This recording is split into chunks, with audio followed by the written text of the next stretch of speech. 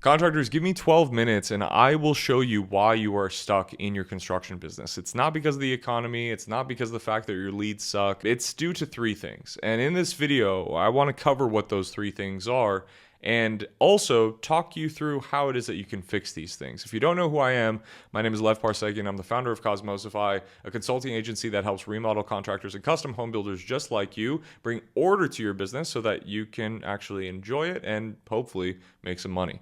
Now, that's not the reason why I'm making this video. I just wanted to shed some light on this topic because, frankly speaking, like in all the conversations that I have throughout my weeks of working with contractors, this is the thing that just comes up the most. It's like I have these three, I would say, common threads between most of the contractors that I work with, whether they're doing primarily specializing in new construction work, like higher end luxury new construction, or they're just doing middle ticket to higher end remodel jobs, full home remodel jobs, or even some smaller jobs where they're building a casita or an ADU or something like that.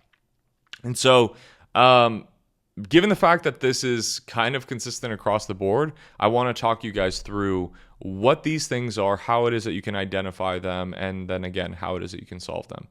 If you do get value from this video, obviously like it, subscribe, and do all that fun stuff. Let's get into it. Okay, so these three buckets, I marked it as red, yellow, green, for no particular reason.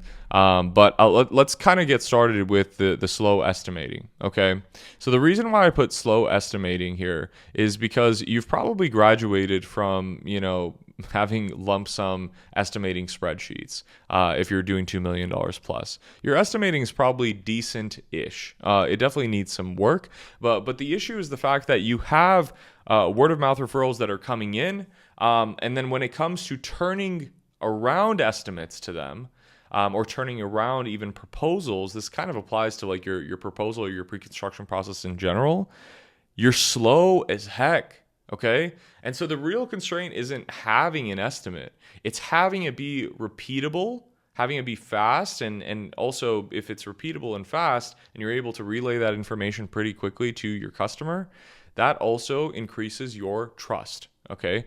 And obviously having trust nowadays is very important, especially if you want to win a multi-six-figure remodel contract or multi-six-figure, even seven-figure new construction project, because that's pretty much the reason why people transact with other people in the first place. They trust them, they know them, they like them. Estimating 3 or even 4 whole home remodel projects within a matter span of 3 or 4 weeks, that's going to be a little bit difficult to you because of the fact that you have other inquiries coming in. You have additions coming in, you have basements that are coming in that same week, and it bogs you down a ton. Guys at $2 million, they commonly have bids that are just all over the place, right? They're kind of cobbled together. And so, yes, you could, in theory, get your estimates out, but the speed at which you get them out is dinosaur volume.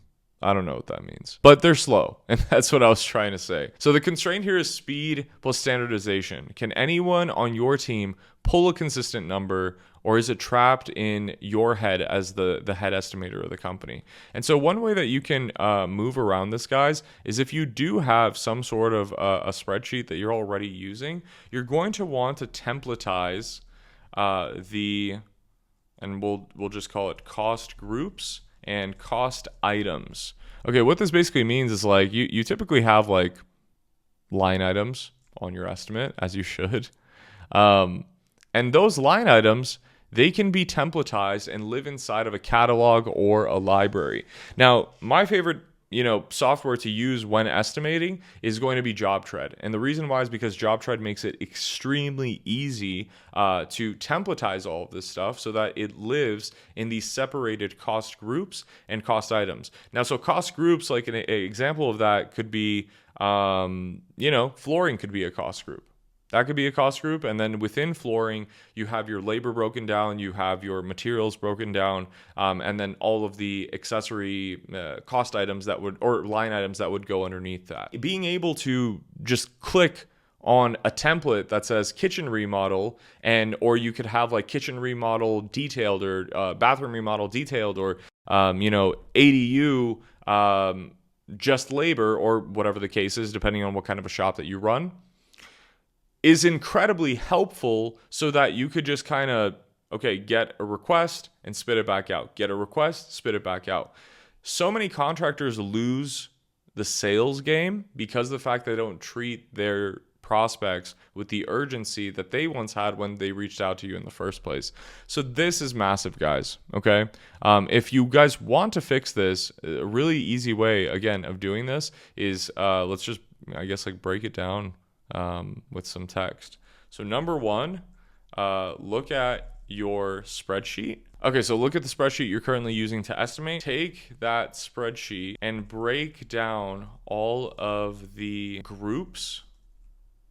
And so again, this could be down to all of the phases. It could be MEPs, framing. It could be a bunch of different things, right? But the point is that you want to be able to break down all of the stuff into groups. Okay, and then you move into your actual line items. And then take all of these groups and add line items to them. And you may be asking, where are you doing this? You could still do this in Excel. But eventually speaking, you would sign up for a construction project management software where you can catalog all of this stuff. When I'm talking about doing steps 1 through 3, just do those in Excel just so that you have all those things so that you could plug in to the construction project management software. Again, I like to use JobTread. You could use BuilderTrend. You could use HousePro, like just so long as it has the capability. But personally, big fan of JobTread. Okay, so that is one easy way that you could speed up your estimating process and basically get ahead of the curve. Okay, so let's talk about job costing blindness. This is still one that I see with contractors who are even doing 5 million plus in revenue, okay? And it is basically that they treat QuickBooks specifically as if it's just a tax software, okay? Their cost codes are not structured. If they do have cost codes, they are way too broad, okay? Nobody reviews the actuals versus the estimateds midway throughout the job. And if you do attempt to do that, then the numbers are not even accurate. And so most guys, they never make the switch to using, for example, proper software to job cost because they're like, dude, this is going to take me so much time.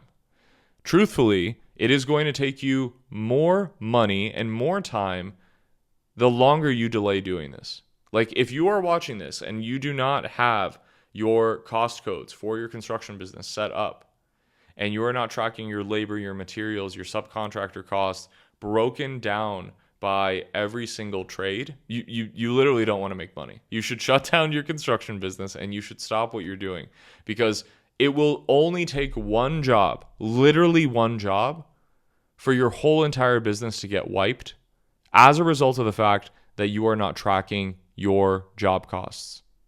Okay? This is massive. And so you may be asking, okay, Lev, well, you've identified the problem, so how the heck are you going to solve it?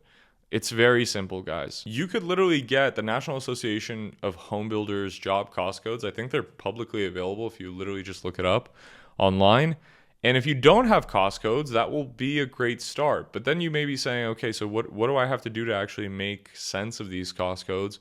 Get a construction bookkeeping firm to look into plugging all of this stuff into your QuickBooks and also your construction project management software. Again, in practice, when you implement this, the way that it should work is that your QuickBooks should be speaking to your construction project management software that you're using, okay? And that could be JobTread, BuilderTrend, HousePro, whatever. I'm going to speak from the perspective, again, of JobTread. You could have JobTread's cost codes sync directly to QuickBooks Online so that all of the jobs that you guys are budgeting and estimating and even invoicing, you can have a live reflection of how that shows up in your company financials directly in QuickBooks, okay? And this will be huge for you so that you have an actual understanding of how much you're profiting midway through your jobs as you are working through them, okay?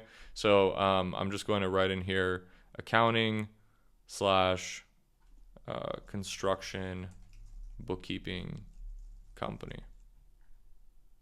Okay. We're done here. Okay, and let's finish this one off with communication chaos, guys. This one really never goes away. I mean, it doesn't certainly go away on its own. It needs intentional focus for you to actually manage this. And notice that I'm not going to say get rid of this, because as people, we're always going to be evolving in the way that we communicate. And as you hire more team members, you're met with the challenge of learning how to lead these people down the right path so that they can see professional growth and realize their own success within your company and under your umbrella. At a 500 grand, you are the primary person that is doing all of the communication within your business. Now, at $3 million, it's probably going to be PMs, supers, office managers, clients, subcontractors, and everybody's kind of tripping all over each other. And so you need a way to know who it is that you're going to be talking to and when it is that you're going to be talking to them, where rather it is that you're going to be talking to them. Okay, so it's like, I'll put it this way. Have an internal messaging platform like Slack, okay? If we're talking about clients, you could use your construction project management app, or what I like personally is your CRM.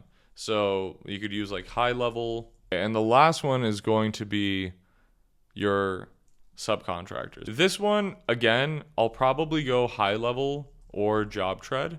So it could be your CRM that you use or your construction project management app. It really just depends on how it is that you have both of these set up. But because of the fact that I like documented communication, I personally like to use either of these platforms and just make sure that with, of course, all parties' consent, you are recording your phone calls, you have a documented record of all the text messages, all the emails that are going back and forth to and from your subcontractors and your vendors. So that way, everybody involved in the construction project, especially internally, is aware of what is happening, okay? Clients too, like sometimes it does happen, and I just ran into the situation just a few days ago where one of my contractors, he's dealing with quite the situation with a client that he's been working with for a little while, and the client is being problematic.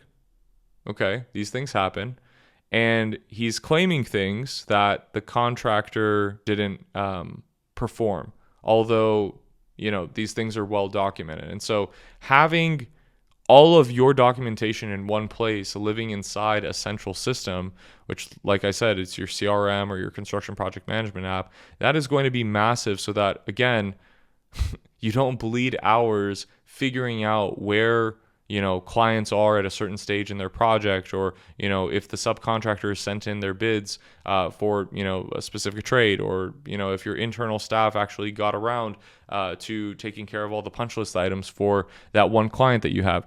The point is that this never ends. You need a way to manage it so that you don't blow your gasket. Anyway, I hope that this video was helpful, guys. I wanted to make it high level and not go into too much depth, but these three things, if you're able to address these within your construction business, if you're doing $2 million plus, it will probably bid you very well.